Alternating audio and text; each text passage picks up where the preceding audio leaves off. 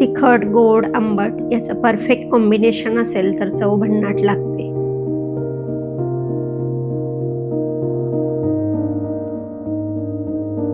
कैरीचे साल काढून त्याचे बारीक तुकडे करून घ्यायचे आहेत.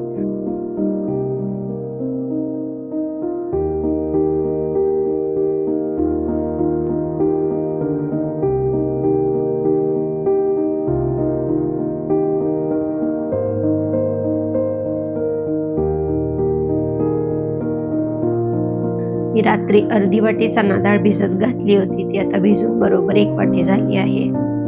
मिक्सरच्या भांड्यामध्ये भिजवलेली चणा डाळ, अर्धी वाटी कैरीचे तुकडे, 3 ते 4 हिरवी मिरची, चमचाभर बारीक कापलेला गूळ आणि मीठ घालून जाडसर वाटून घ्यायचं आहे. अगदीच बारीक पेस्ट करायची नाही.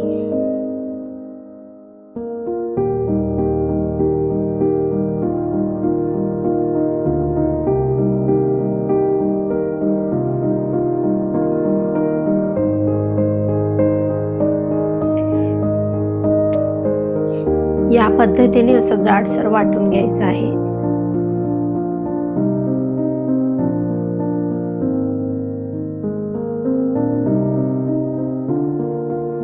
आता खमंग फोडणी तयार करूया. तेलामध्ये राई जिरे तडतडले की चमचाभर तीळ घालायचे आहेत. तिळाचा रंग बदलला की गॅस बंद करून वरून हिंग घालायचा आहे.